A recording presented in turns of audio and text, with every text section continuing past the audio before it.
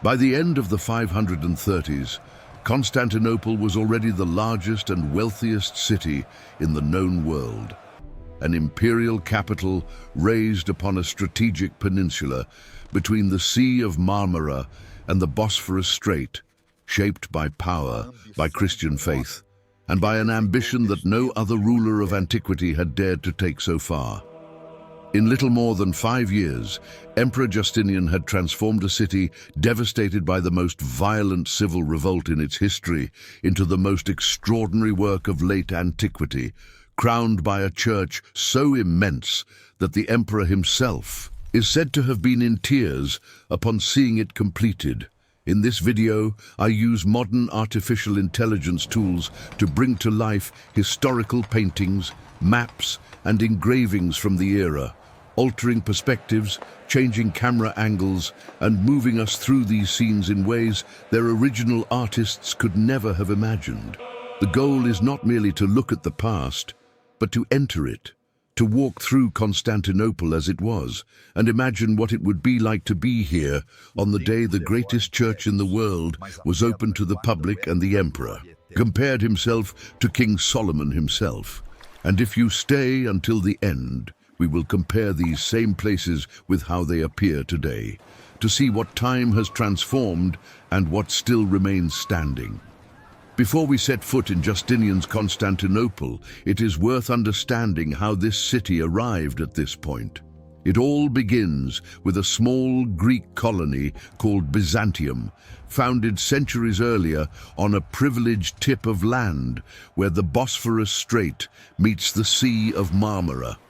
It was Emperor Constantine who, at the beginning of the 4th century, refounded the city, renaming it New Rome, and then Constantinople, the city of Constantine. He filled it with monuments, forums, churches, and porticos, traced new walls, and transferred here the center of gravity of the entire Roman Empire. The choice of location was no accident. The peninsula was naturally protected by water on 3 of its sides and sat at the exact crossroads of all the great trade routes between East and West, between the Mediterranean and the Black Sea. Whoever controlled this point controlled the flow of wealth between 2 worlds. The city grew with impressive speed. Within a few generations, it already surpassed Rome in population and importance. And when the Germanic kingdoms took the west, sacking Rome itself on more than one occasion, Constantinople remained intact, protected by its exceptional geography and its defenses. Anyone approaching the city by land in the 6th century would first encounter the walls of Theodosius, without a doubt the most impressive urban fortification in the ancient world.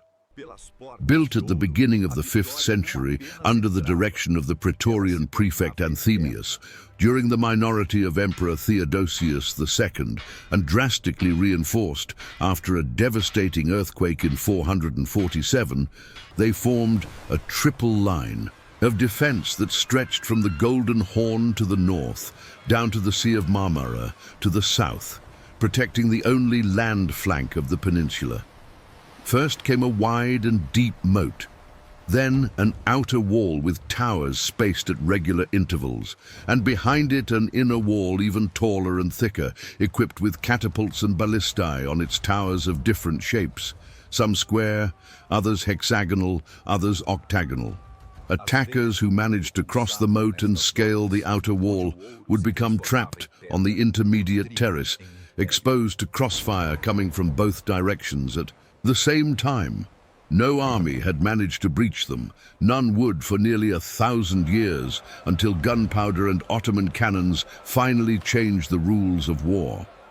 The Golden Gate, at the southern end, was the ceremonial entrance to the city, through which emperors returned victorious after their military campaigns.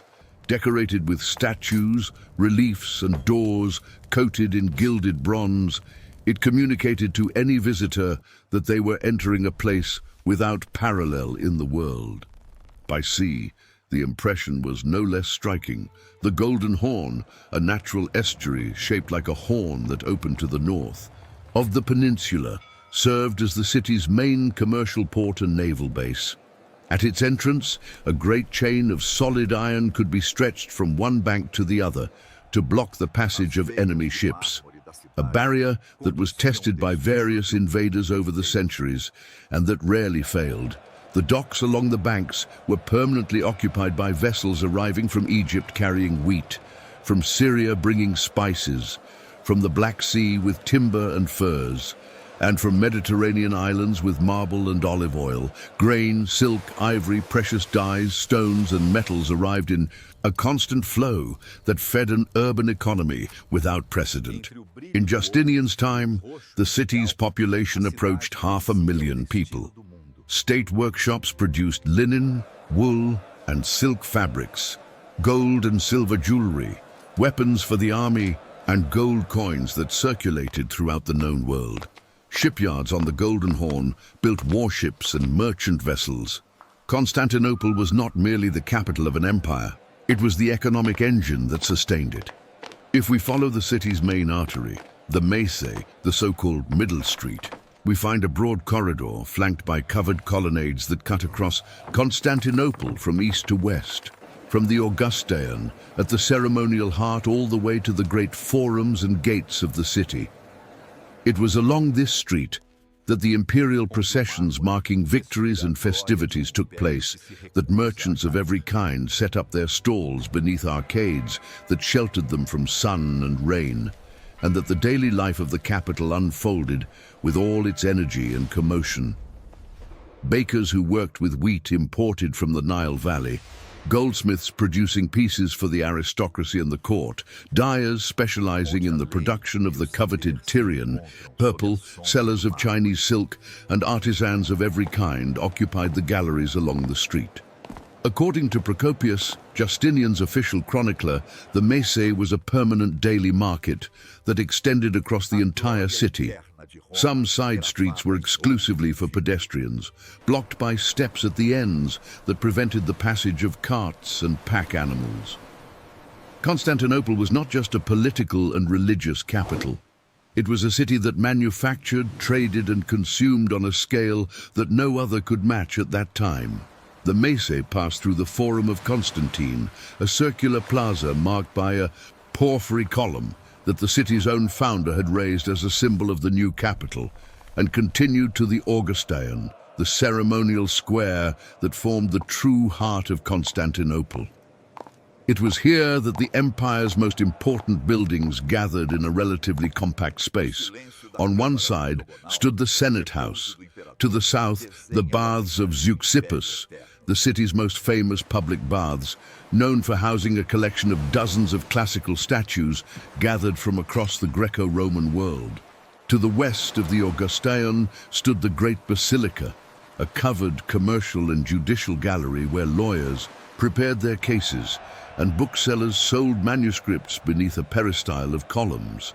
And facing south, the bronze gate of the Great Palace, the Chalk, whose monumental entrance was topped by a ceiling decorated with mosaics depicting Justinian's military victories. At the center of the composition, the imperial couple was represented surrounded by senators in an attitude of permanent triumph.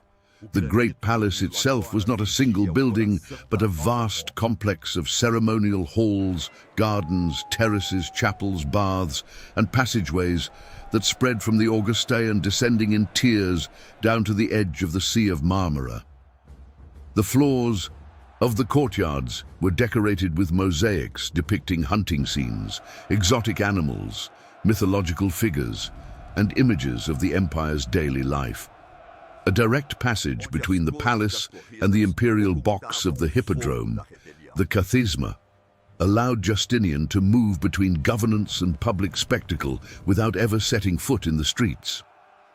The Palace of Daphne, the oldest portion of the complex, housed the imperial quarters, including an octagonal room that served as the emperor's bedchamber. At the southern end, the Palace of Bucolion, built upon the sea walls, had its own private harbor and marble quay for receiving visitors who arrived by sea. Right beside the palace stood the Hippodrome, the chariot racing stadium that held perhaps 100,000 spectators, and that was far more than a place of entertainment. Along its central spine, the spina, were arranged monuments brought from across the empire and from older civilizations. An Egyptian obelisk, originally erected on the banks of the Nile around 2,000 years before Christ and transported to Constantinople by order of Constantine, occupied the center. Near it stood a serpentine bronze column, originally dedicated at Delphi after a Greek victory over the Persians. These objects were not mere decorations. They were trophies proclaiming that Constantinople was the heir to all the civilizations that had preceded it. It was in the hippodrome that the emperor showed himself to the people, seated in the box connected to the palace. It was here that the factions of the Blues and the Greens, organizations that represented real political, social and religious forces far beyond the horse races, made their demands heard through coordinated chants. And it was precisely here, in January of 532, that everything nearly fell apart. What began as a dispute between the two factions, united for the first time against the government, transformed into the Nika revolt, the most violent uprising Constantinople had ever experienced. The cry Nika, meaning conquer or prevail, echoed from the stands not as a cheer, but as an open call to overthrow the emperor himself. For nearly a week, the enraged mob set fire to public buildings, basilicas, hospitals, hospices, and government archives. The second Hagia Sophia, which had served as the cathedral since the 5th century, was reduced to ashes. The Senate burned. The baths of Zeuxippus, with all their statues, were destroyed. The prefect's residence was burned. The flames spread throughout the entire ceremonial center. The rebels even proclaimed Hypatius, nephew of a former emperor, as the new ruler, dragging him to the hippodrome to be crowned by the crowd. Justinian was on the verge of abandoning the capital and fleeing by sea. It was Empress Theodora, his wife and co-ruler, who convinced him to resist. According to the sources, she declared that the imperial purple would make a fine shroud, refusing to live as a fugitive. The decision to stay changed everything. The generals Belisarius and Mundus were sent to the hippodrome with the loyal troops that remained. The exits were blocked, and what followed was a massacre that ended the revolt. The estimated toll was 30,000 dead. The material destruction was immense. But for Justinian, the catastrophe opened an opportunity he would not let slip away. The city needed to be rebuilt, and he intended to rebuild it in his own image. A few weeks after the end of the revolt, in February of 532, Justinian ordered the construction of a new church on the exact site where the previous Hagia Sophia had been burned. But this would not be merely a reconstruction. It would be something entirely different, larger and bolder than any temple ever raised in any part of the world. To realize this vision, he summoned not traditional architects, but two scholars of mathematics and geometry, Anthemius of Tralles and Isidore of Miletus, who approached the project from theoretical principles that defied the conventions of empirical construction of the time. More than 10,000 workers were employed simultaneously on the construction site. Marbles of every color were brought from distant provinces. Granite and porphyry columns were imported from ancient temples and buildings throughout the Mediterranean. And Justinian himself personally supervised every stage of construction with an urgency that impressed even his contemporaries. While the cathedral rose, Justinian also rebuilt the entire urban fabric around it. The Augustion was remodeled and received a new and imposing bronze column topped by an equestrian statue of the emperor, depicted in military attire, mounted on horseback and facing east toward Persia. The column rivaled the height of Hagia Sophia's dome itself and could be seen from virtually any point in the city. At the base, statues of barbarian kings were depicted in postures of submission. The Senate received a new portico with 6 enormous marble columns. The chalk gate of the Great Palace was remade with its ceiling of golden mosaics, And beneath the square where the old basilica had stood, also destroyed in the revolt, Justinian ordered the construction of an immense underground reservoir that would come to be known as the Basilica Cistern. Supported by 336 reused marble columns organized in 12 rows of 28. It was designed to store water during the dry summer months and ensure the supply of the palace and the buildings on the first hill.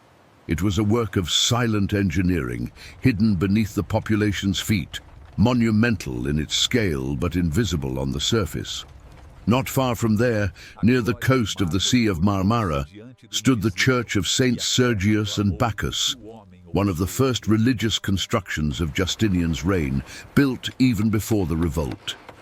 According to tradition, the emperor dedicated it to the two military saints in gratitude for having interceded when he had been accused of conspiracy during the reign of his uncle Justin.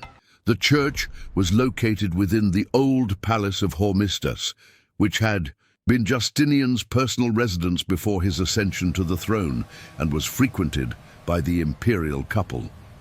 Empress Theodora used its quarters to discreetly shelter persecuted monophysite monks and bishops for more than a decade, protecting them within the palace walls while theological disputes divided the empire.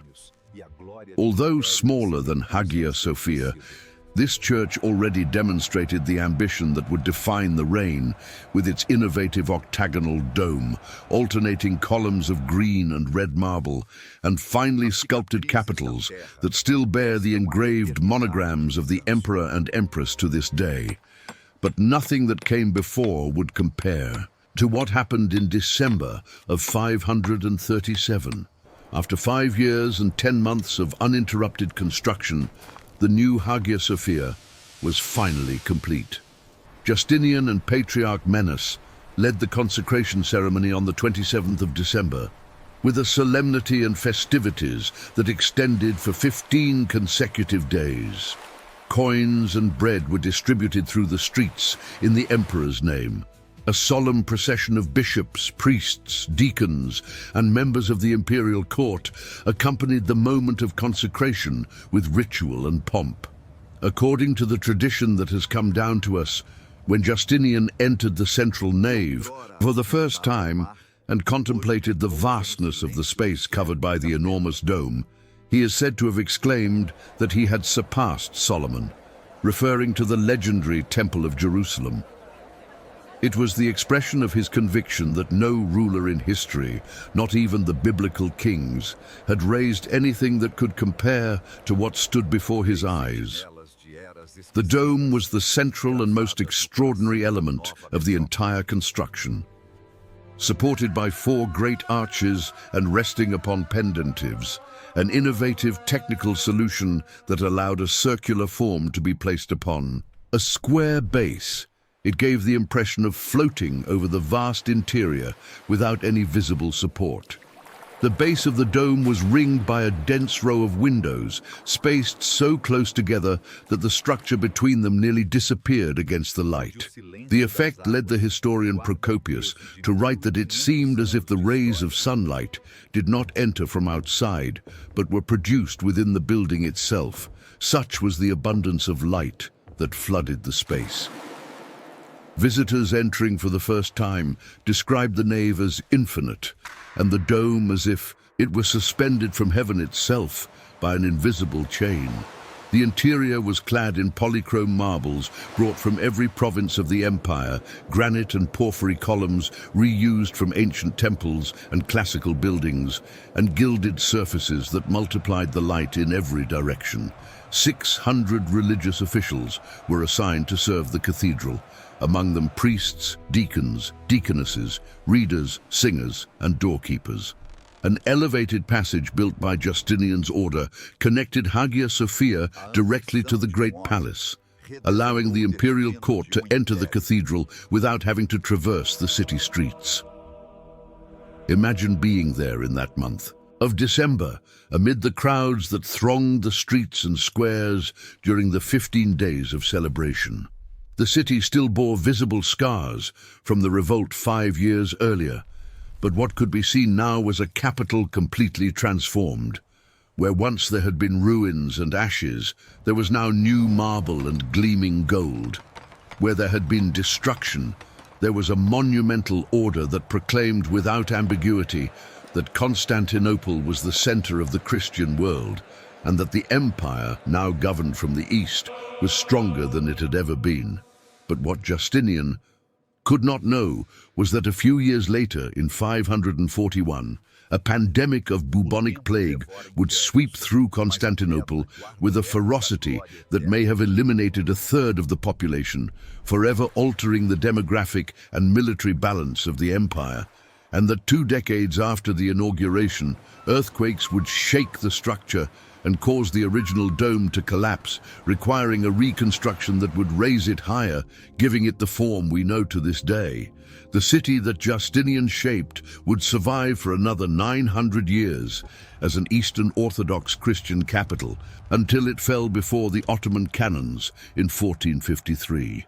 Hagia Sophia, however, would remain standing, passing from cathedral to mosque, from mosque to museum, and from museum back to mosque, crossing every political and religious transformation without ever losing its presence on the skyline. Now I want to bring you to the present and show you how these places appear today.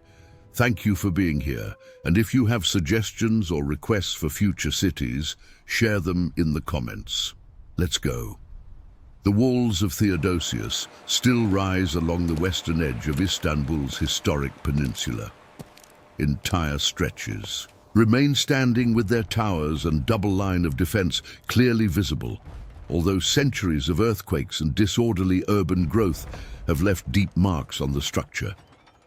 Some sections have been carefully restored and are part of the UNESCO World Heritage Site that protects the historic area of the city. Others remain in partial ruins, absorbed into the landscape of the residential neighborhoods that grew up alongside them. The Golden Horn continues to be the arm of water that separates the old city from the neighborhoods on the northern bank, but the imperial docks and Byzantine shipyards have completely disappeared. Modern bridges cross the estuary, and its banks now host promenades, parks, and Ottoman mosques that long ago replaced the port scenery that existed in the 6th century. The Great Iron Chain was removed centuries ago, and fragments of it are now on display at the Istanbul Military Museum.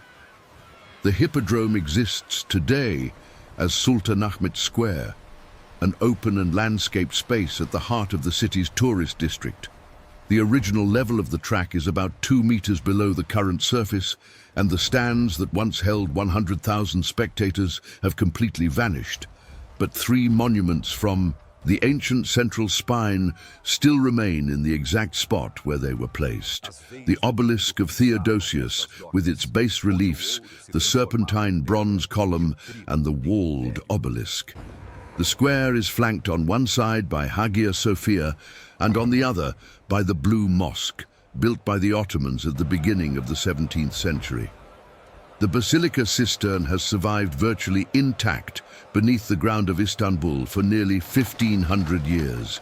Its 336 columns still support the vaulted brick ceilings, and the space has been restored and opened to the public. As one of the city's most visited attractions, walking among its rows of illuminated columns, with the water still visible beneath wooden walkways, conveys a sense of scale and subterranean silence that is probably not very different from what existed when Justinian ordered it built.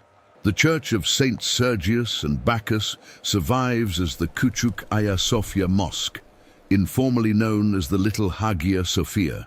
Its Byzantine structure remains essentially intact, including the octagonal dome, the green and red marble columns, and the capitals bearing the monograms of the imperial couple.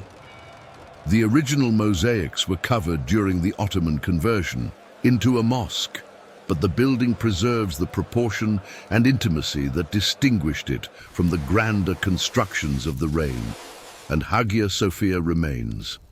After serving as an Orthodox cathedral for nearly 1,000 years, it was converted into a mosque immediately after the Ottoman conquest, receiving minarets at its corners, a mihrab oriented toward Mecca, and large calligraphic medallions of Islamic script hung in the interior. In 1935, the founder of the Turkish Republic transformed it into a museum, and the Byzantine mosaics that had been covered by plaster were revealed once again. In 2020, it was reconverted into a mosque by presidential decree, and today its Christian mosaics coexist with curtains and Islamic elements in a visual balance that reflects the many layers of history this building has traversed. The dome that Justinian first saw in that December of 537 still hovers over the central nave, nearly 1,500 years later, exactly as Procopius described, as if suspended from heaven itself. I truly thank you for watching. Your ideas, comments, and constructive suggestions really help define what comes next. Feel free to leave a comment below. Until next time.